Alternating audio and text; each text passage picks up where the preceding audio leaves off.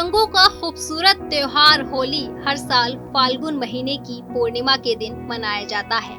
मान्यता है कि होलिका की आग बुराई को जलाने का प्रतीक है। इसे छोटी होली के नाम से भी जाना जाता है और इसके अगले दिन बुराई पर अच्छाई की जीत के उपलक्ष्य में होली मनाई जाती है।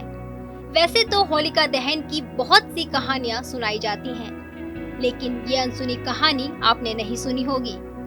होली पर्व के साथ ही जुड़ी है होलिका की कहानी, या यूं कहें कि होलिका की वजह से ही रंग गुलाल के इस पर्व का नाम होली पड़ा।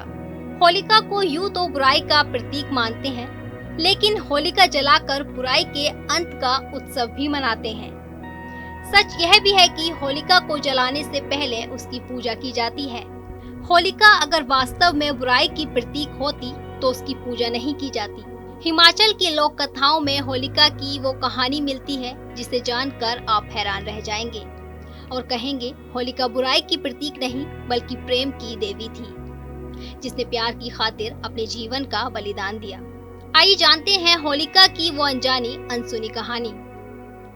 होलिका राक्षस कुल के महाराज हिरण्यकश्यप की बहन थी। यह अग्निदेव की उपासक थी। अग्निदेव से इन्हें वरदान में एक ऐसा वस्त्र मिला था जिसे धारण करने के बाद अग्नि उन्हें जला नहीं सकती थी। बस इसी बात के चलते हिरण्यकश्यप ने उन्हें यह आदेश दिया कि वह उनके पुत्र प्रहलाद यानी कि होलिका के भतीजे को लेकर हवन कुंड में बैठें।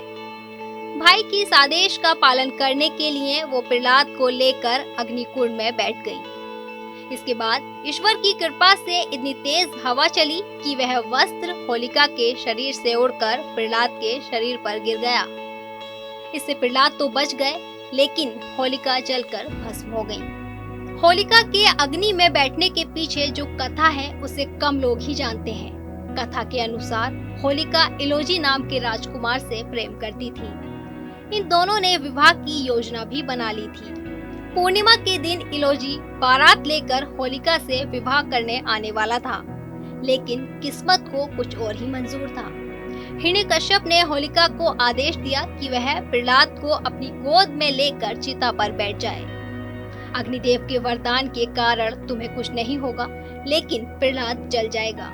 होलिका इस क्रूर काम के लिए तैयार नहीं हुई तो हिरण्यकश्यप ने होलिका को इस बात से डराया कि अगर उसने आदेश का पालन नहीं किया तो इलोजी के साथ विवाह नहीं होने देंगे और इलोजी को दंडित भी करेंगे। अपने प्रेम को बचाने के लिए होलिका ने आदेश का पालन किया और चिता पर प्रहलाद को लेकर बैठ गई, लेकिन चुपके से प्रहलाद को अग्निदेव के वरदान से बचा लिया और खुद जलकर खाक हो गई। इलोजी इन सब बातों से अनजान जब होलिका से विवाह करने बारात लेकर आया तो सामने होलिका की राख देखकर व्याकुल हो उठा और हताश होकर वन में चला गया। तो यह थी होलिका के बलिदान की कहानी। होलिका बुराई की प्रतीक नहीं, प्रेम की देवी थी। अपने प्यार को बचाने के लिए होलिका ने अपना बलिदान दिया।